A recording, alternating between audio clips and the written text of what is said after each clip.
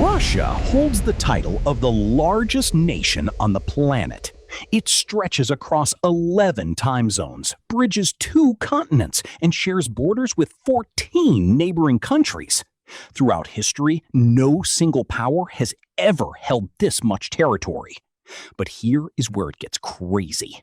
Back in 1983, a single Russian officer sat in a dark bunker and chose not to push a launch button. That solitary choice spared every living person on Earth. That is the kind of wild history Russia carries. And this is only the warm-up. For 1,500 years, the Mongols flattened it. Napoleon flattened it. Hitler flattened it. Every single one of them failed. And after each collapse, Russia returned even bigger and more terrifying than before. Yet Russia's ultimate weapon was never its massive military. It was a secret card no enemy ever saw coming. Let's head back to the very start. Around 1,500 years ago, the region we call Russia was nothing but thick forests, muddy swamps, and scattered Slavic tribes. They shared one massive flaw. They couldn't stop fighting each other. Eventually, out of pure exhaustion, they did something completely absurd. According to legend, they begged foreign Vikings to come over and rule them. Imagine being so terrible at managing your own territory that you hit up the Vikings for help. A Scandinavian warrior named Rurik arrived, surveyed the freezing swamp, and said, "Yeah, this works." Rurik's lineage carved out a kingdom known as Kievan Rus. Check out this map. Do you see this land stretching all the way from the Baltic Sea down to the Black Sea? That's Kievan Rus.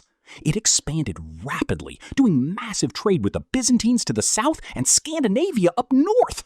However, the rest of Europe viewed them as wild pagans because they still worshipped gods of thunder. So Prince Vladimir decided it was time to pick a proper religion. He basically hosted a pitch meeting for all the major faiths. "All right, pitchmen, convince me. You first, Muslims. Islam is magnificent. No pork and 0 alcohol." 0 alcohol? Not a drop. Russia physically cannot survive without drinking. Next. Give Judaism a shot. So where is your homeland? Well, we don't really have one right now.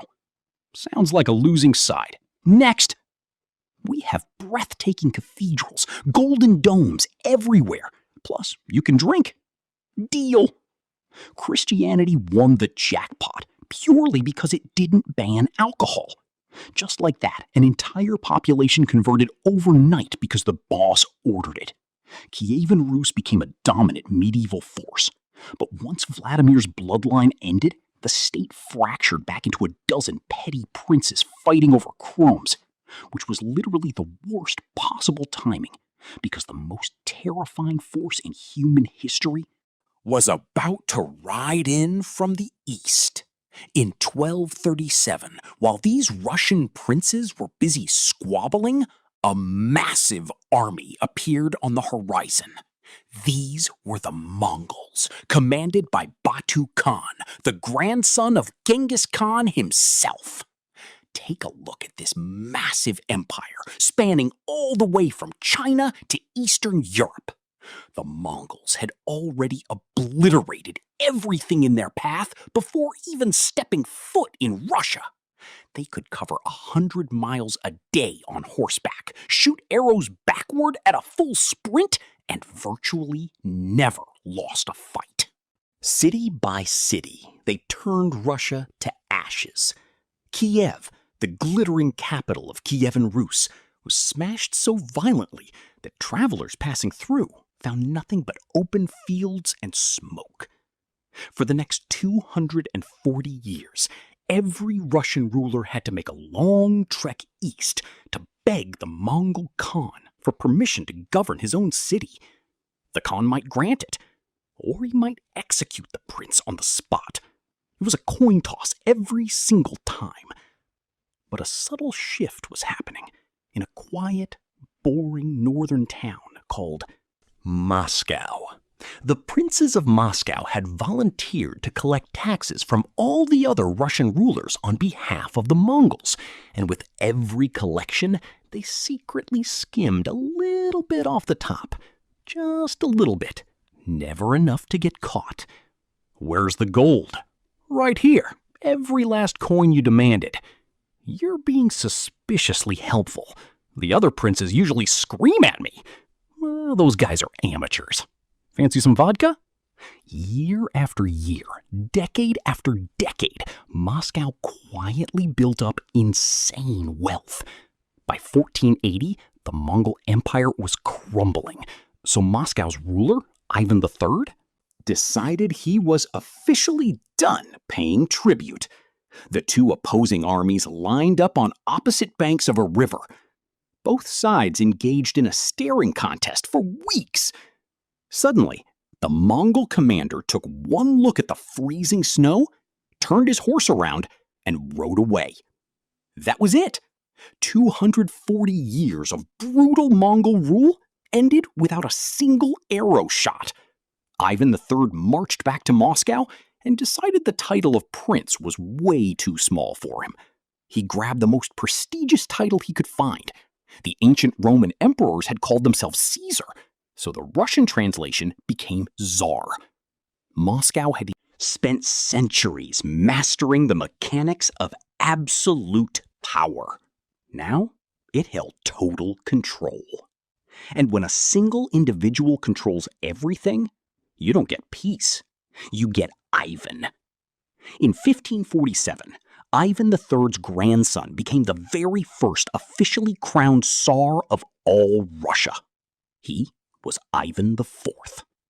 At just 16 years old, he was brilliant, ruthless, and surprisingly efficient. He established schools, created laws, and conquered the remaining Mongol strongholds to the east. Look at this map. See how the borders are exploding southward? And eastward? That's Ivan expanding at lightning speed. But then, his beloved wife Anastasia suddenly died. Ivan was utterly convinced his own nobles had poisoned her, and what followed was pure madness. Ivan created a brand new, terrifying secret police force called the Oprichnina. They rode through the countryside dressed in pitch-black robes on black horses, with severed dog heads strapped to their saddles. Their mission was straightforward: eliminate anyone Ivan mistrusted. So they slaughtered nobles, merchants, and on a bad day, erased whole towns. The Russian people slapped Ivan with a new title, Grozny. English translates it as the Terrible, but a better translation is the one you should never, ever cross. Honestly, calling him terrible is putting it mildly. New rule: no one is allowed to look Ivan in the eyes anymore. Since when? Since this morning! The last guy who looked at him got hurled out a window. Man, I miss the days when he was just a regular murderer. Ivan's most horrifying breakdown happened right inside his own family. During a wild argument with his eldest son, Ivan raised his iron staff and struck his heir right in the head. The prince died a few days later. Russia's future Tsar killed by his own father in a blind rage. Ivan eventually died a broken, paranoid mess. His remaining son was so weak-minded that he died without leaving an heir. Suddenly, Russia had no Tsar at all. What came next was so catastrophic that historians literally named it the Time of Troubles. Famine, plagues, and massive civil wars tore the realm apart. Poland invaded and put their own puppet on the throne. 3 completely random guys showed up claiming to be Ivan's dead son, brought back to life. Amazingly, 2 of them actually managed to become Tsar. Finally, after 15 years of utter madness, the exhausted Russian nobles dragged a quiet 16-year-old boy named Michael Romanov onto the throne just to stop the bleeding. His bloodline, the Romanovs, would rule over Russia for the next 300 years. But the nation they took over wouldn't stay outdated for long. By the late 1600s, Western Europe had completely transformed. Other powers had massive ocean fleets, heavy artillery, modern science, and grand palaces. Russia, meanwhile, was still stuck with long beards and serfs. Serfs were basically peasants tied to the land, owned by wealthy lords like pieces of furniture. Look at this map. While Western empires were conquering the globe, Russia was virtually frozen in time, sitting roughly 200 years behind everyone else. Until Peter showed up. Peter was born in 1672, and right from the start, he was built different. By the time he grew up, he stood at an incredible 6 feet 8 inches tall. In an era where the average European man was barely 5 feet 5, Peter towered over everyone like a giant. He also possessed a borderline obsessive passion for ships, engineering, and manual labor. When he took the throne at age 25, he did something no Russian czar had ever dared to do. He left Russia. He embarked on a grand tour across Europe entirely in disguise, posing as a common worker under a fake name. He worked directly in Dutch shipyards with his bare hands, learning how to build modern warships.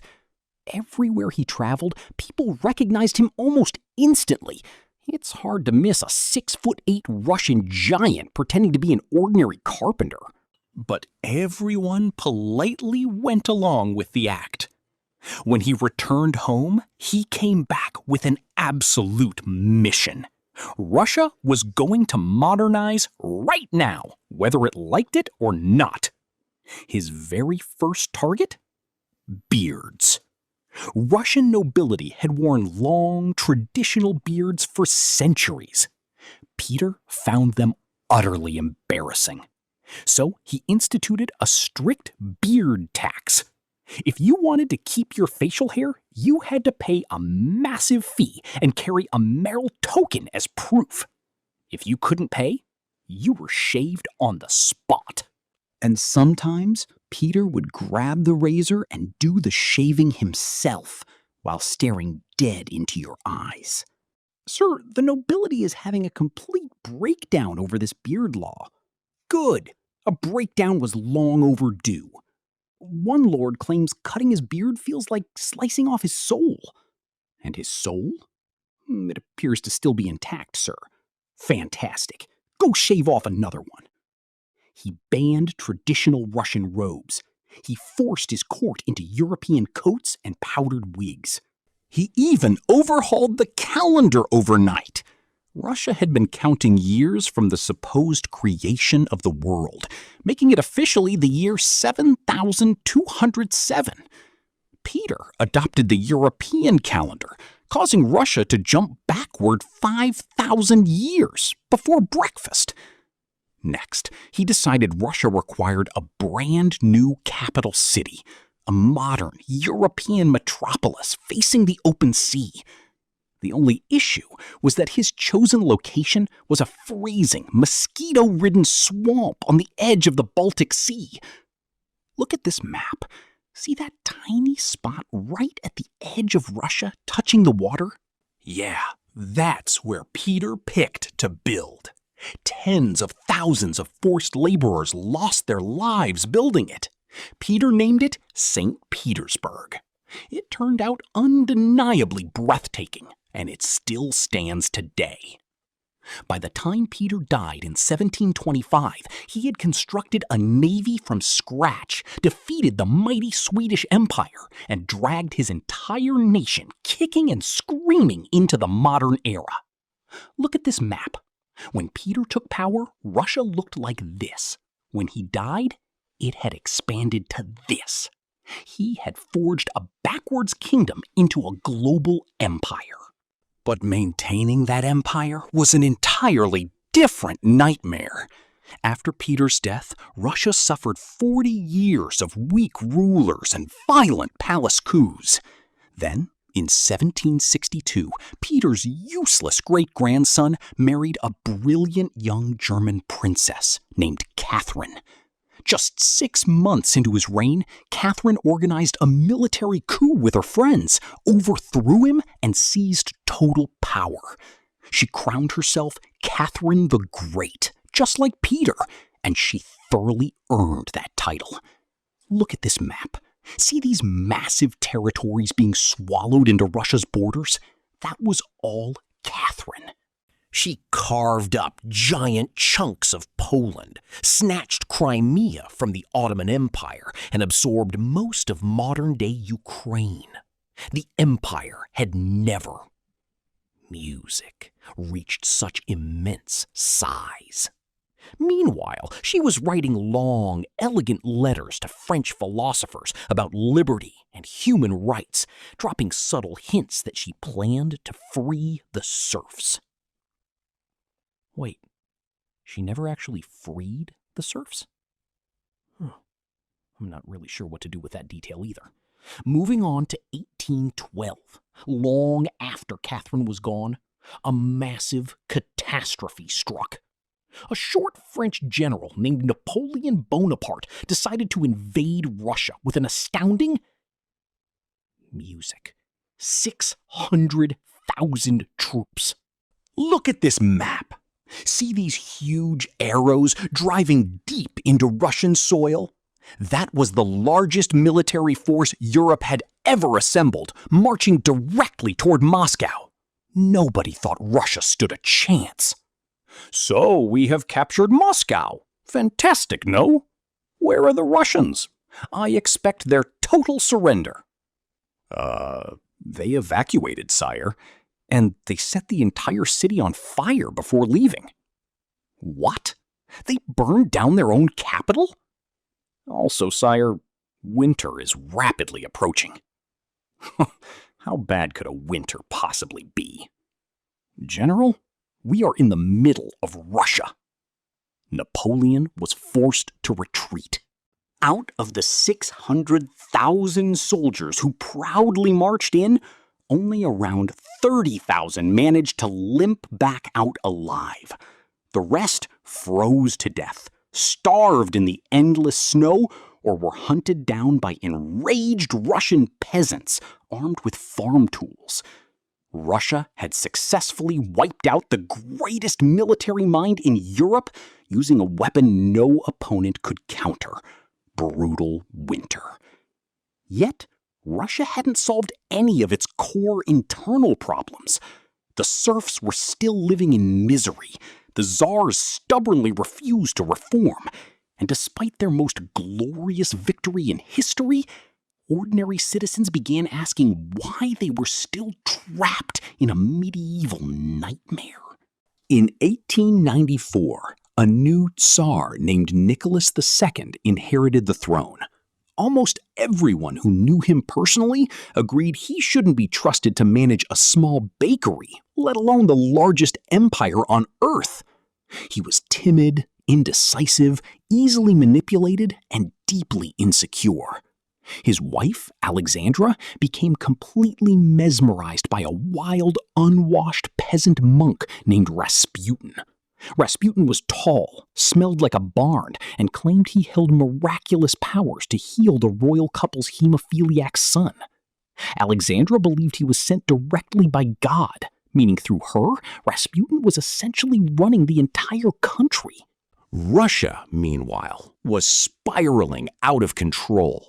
Factory workers were starving, peasants demanded land, and in dark basements across the nation, young radicals were building bombs and dreaming of revolution.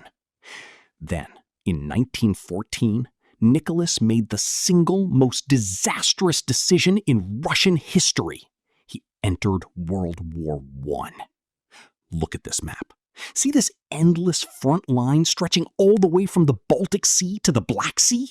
Russia was fighting along this entire border simultaneously, completely unprepared. Factory production couldn't keep up with rifle demands, so soldiers were instructed to snatch weapons from fallen comrades on the battlefield. They marched into freezing trenches without proper coats or boots, while their families starved back home. At the single Battle of Tannenberg, German forces encircled an entire Russian army, destroying or capturing 170,000 men in just 3 days. The humiliated Russian commander walked into the woods and took his own life. Russia would go on to lose more soldiers in World War I than any other nation on Earth. Nearly 2 million dead. And another 5 million wounded. Now, I have to tell you about Rasputin's death, because it is easily the strangest execution in historical record. A group of aristocrats decided he had to be eliminated. They fed him enough cyanide to kill 5 large men. He simply asked for seconds. So they shot him in the chest. He collapsed, but then sprang back up. They shot him 3 more times, wrapped his body in a heavy rug, and dumped him into a frozen river. When investigators recovered his body days later, his fingers were clawed upward. He had actually tried to claw his way through the ice. The man simply refused to die. "Sir, the military is completely collapsing. Soldiers are deserting by the thousands." "Oh dear. The public is rioting in the streets, sire." "Have you tried asking them politely to clear out?" "They're throwing rocks at us." "Get Rasputin on the line for advice." "Sir, Rasputin is dead. Then what on earth are we paying him for?" In February 1917, starving workers and mutinous soldiers stormed the imperial palace. Nicholas tried to take a train back home to his family, but the train was halted on the tracks by his own generals. He was calmly informed that his reign was over. 300 years of Romanov rule dissolved quietly inside a train carriage, signed away by a bewildered man on a slip of paper. Nicholas was gone. A weak provisional government stepped in, and their very first major decision was to remain in World War I. Since virtually every Russian loathed the war, this was an unfathomably stupid move. Meanwhile, hiding out in a tiny apartment in Switzerland was a bald, fierce, brilliant radical named Vladimir Lenin. Lenin was a hardline communist who believed the working class should rise up, overthrow the wealthy elites, and run society themselves. Germany, still locked in war with Russia, hatched a devious plan. What if they smuggled Lenin back home to wreck Russia from the inside? So they placed Lenin on a sealed train and shipped him across Europe like a tactical weapon. The plan worked better than the Germans could have ever imagined. Lenin's party, the Bolsheviks, ran on 3 dead simple promises: peace, land, and bread. Stop the war, distribute land to peasants, and put food on every table. In a country that was starving, freezing, and utterly broken, that was the most irresistible proposal imaginable. Should we wait for an official election? No. Should we map out a complex strategy? We just walk in and take over. The government is spineless. Nobody will stop us. Fair enough. In October 1917, the Bolsheviks casually marched into the government headquarters in Petrograd to seize control. The guards barely put up a fight. Some just stacked their rifles and walked away. The most monumental communist revolution in human history literally started with a handful of angry men walking through an unlocked door. A vicious civil war immediately erupted, the communist Reds versus the anti-communist Whites. Look at this map. See these multicolored territories pulling the country in every direction? At one point, 14 foreign nations, including Great Britain, France and the United States sent troops into Russia trying to wipe out the Bolsheviks. It failed. The Bolsheviks also handled one final detail. They moved Nicholas, his wife Alexandra, and all 5 of their children into a dark basement and executed every last one of them to eliminate any royal claims. 5 years later, the Reds stood victorious. A brand new superpower was born, the Soviet Union, the USSR. Look at this map. See this colossal red empire covering 1/6 of the entire globe? That is the state Lenin forged. Lenin passed away after a series of strokes in 1924, and a quiet, deeply paranoid man from Georgia named Joseph Stalin was poised to seize absolute control. Stalin was short, deeply insecure, and possessed the emotional warmth of a wet brick. Even Lenin, on his deathbed, had explicitly warned party members never to let Stalin take power. They ignored him. Massive mistake. By 1929, Stalin had outmaneuvered every political rival to become the absolute dictator of the USSR. Look at this map.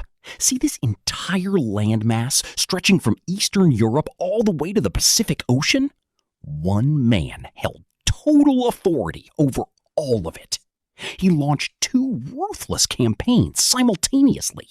First, he forcibly seized every farm across Russia and Ukraine, forcing peasants onto state-run collective farms. Anyone who resisted was shot or dragged off to labor camps in Siberia. The collective farming experiment was an absolute disaster, causing millions to starve to death, especially across Ukraine. Stalin didn't care in the slightest. Second, he constructed industrial factories everywhere at breakneck speed, regardless of how many workers perished in the process. Then, in the late 1930s, Stalin's paranoia hit peak levels. He became convinced everyone around him was plotting his assassination. His solution was simple: liquidate everyone he suspected. He executed his top generals, his finest scientists, and even his closest political allies. By 1941, he had purged so many military officers that when Adolf Hitler launched a surprise invasion with 3 million Nazi troops, Russia had virtually no experienced commanders left to lead the defense. Look at this map. See these massive arrows driving deep into Soviet territory from the west? That was Operation Barbarossa, the largest land invasion in recorded human history. The German advance was so blistering that within months they completely surrounded Leningrad, putting it under a horrific siege that lasted 900 days. Inside, starving citizens boiled wallpaper paste and chewed leather belts just to stay alive. Nearly 1 million people starved to death in that single city alone. The German army fought all the way to the outskirts of Moscow itself, and then, right on cue, winter set in. Mein Führer, the Russians refuse to surrender. They will break. It is minus 40 degrees. Our tank engines are freezing solid. Then keep pushing on foot. Sir, our soldiers' eyeballs are literally freezing. Try harder. The Soviet troops, completely accustomed to this extreme cold, launched a massive counteroffensive that drove the Germans back from Moscow, exactly like Napoleon 130 years prior. Hitler had walked straight into the exact same trap. The Eastern Front turned into the bloodiest slaughterhouse on Earth. At the single Battle of Stalingrad, over 2 million lives were lost. Then, in 1943, came the largest armored conflict in history near a town called Kursk. Look at this map. 6,000 tanks clashed head-on across the open countryside. The Germans were utterly crushed. And after Kursk, Nazi Germany never launched another major offensive in the East again. Slowly and relentlessly, the Red Army smashed through German lines, pushing them all the way back to Berlin. And here is a fact most people overlook. 4 out of every 5 German soldiers killed in World War II died fighting the Soviets. The famous beaches of Normandy got the Hollywood films, but the USSR bore the brutal brunt of the war. The Soviet Union lost an astounding 27 million people. 27 million! Yet Stalin's nation emerged from the ashes as a global superpower, dominating half of Europe, wielding the atomic bomb, and locked in a standoff with a new rival, the United States. For the next 45 years, the USSR and America stared each other down across the globe, thousands of nuclear warheads aimed directly at each other's cities. This was the Cold War. Look at this map. See the entire world split into 2 colors?